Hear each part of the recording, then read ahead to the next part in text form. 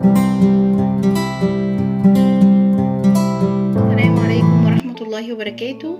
معاكم ميسون في وصفة جديدة النهاردة هنتكلم فيها. للي ما يعرفنيش طبعا هنتكلم فيها على وصفة جميلة جدا ببذور الكتان لشعرك. لو عندك مشكلة في التساقط، لو عندك شعرك ما بيطولش، لو شعرك ضعيف وبيتكسر، لو شعرك ما بيلمعش دايما تحسي ان شعرك فيه بهتان ودايما شكله مضايقك ان هو باهت وشكله مش صحي، جربي بقى الوصفة دي كده وقوليلي بعد التجربة. انا عايزة اعرف منك انتي، مش عايزة اقولك هي هتعمل ايه بجد. الوصفة دي سحر فعلا حقيقي، بس انا عايزة اشوف تجاربكم. اللي يجرب الوصفة يكتب لي في الكومنتات جربها وحس بايه في شعره.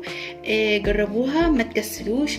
نرجع كده لوصفاتنا الطبيعية يا بنات، لان حقيقي فعلا الوصفات الطبيعية احسن من وصفات او من كريمات او حاجات منتجات بره غالية كتير، سواء بقى مستوردة او مش مستوردة.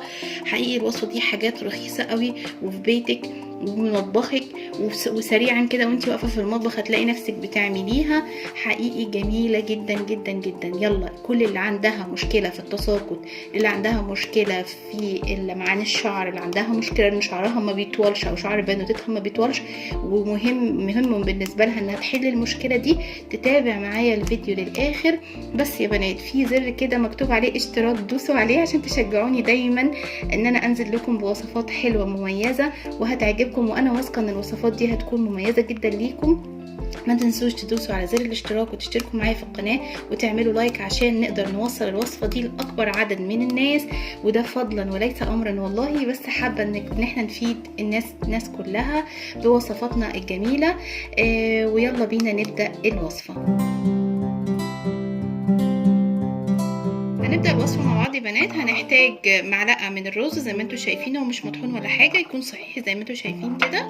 هنحتاج مع بعض برضو على الرز هنحط معلقة كده كويسة مليانة من بذور الكتان، بس هتكون مطحونة.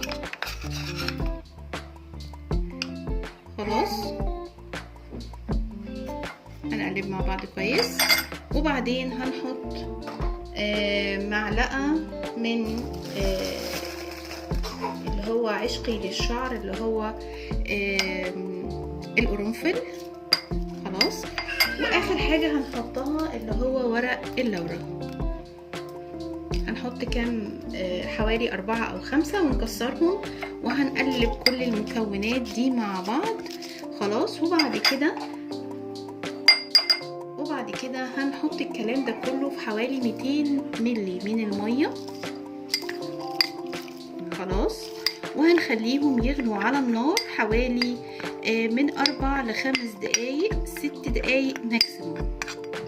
تمام كده، نودي الوصفة على النار تغلي وبعد كده نكمل. هنشوف هنعمل مع بعض ايه.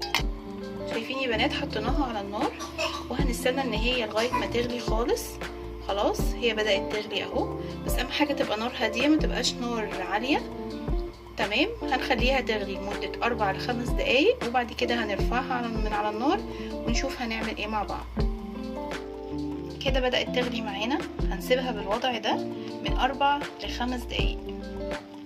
كده خلصنا الفترة اللي خليناها على النار وهي بتغلي، اللي هو ايه، نقول تاني مع بعض سريعا: معلقة رز، معلقة بذور كتان مطحونة، معلقة من القرنفل، وكمان 4 أو 5 ورقة من ورق غار.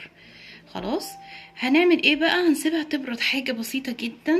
تمام، وبعد كده هنصفيها، نجيب شاش ونصفيها زي ما احنا هنشوف دلوقتي مع بعض. هنجيب شاش او هنجيب اللي هو التول اللي زي كده. تمام، هنحطها كده وهنصفي. ليه بقى؟ علشان احنا لو حطينا مصفى طبعا المصفى الخروم بتاعتها واسعة شوية، فممكن تنزل الحاجات اللي احنا مش عايزينها جوه السيون اللي هيطلع. اهم حاجة يا بنات انا نسيت اقول لكم ان احنا يكون عندنا برضو ازازة فاضية زي كده. خلاص، بحيث ان احنا لما نخلص الوصفة نحطها فيها.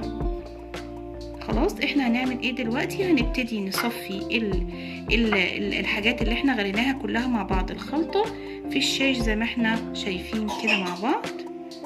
تمام، شايفين اتصفى ازاي يا بنات؟ اهو اتصفى كل حاجة جوه الشاش بتبقى متجمعة زي ما احنا شايفين كده، وده اللي احنا بنبقى محتاجينه في الاخر.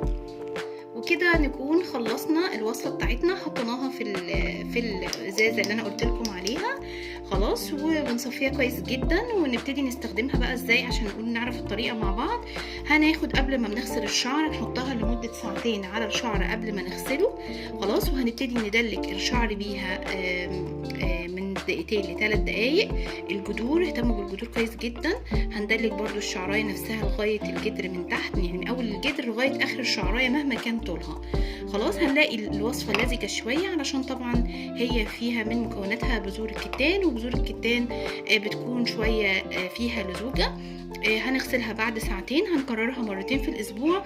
انا عايزاكم انتوا اللي تقولوا لي تجاربكم، انا عايزاكم انتوا اللي تقولوا لي التجارب بتاعتكم في الكومنتات لما تستخدموا الوصفه دي. لو عندك مشكله في التساقط، او شعرك ما بيطولش، او شعرك مش بيلمع، او شعرك بهتان، او شعرك بيتكسر، او شعرك مش قوي، كل ده الوصفه دي حقيقي هتعجبكم قوي. جربوها وقولوا لي، وتستنوني في وصفه جديده. وكانت معاكم ميسون، وان شاء الله الوصفه الجديده هتعجبكم كمان اكتر من دي. استنوني في وصفه جديده، واشوفكم على خير، ويلا باي باي.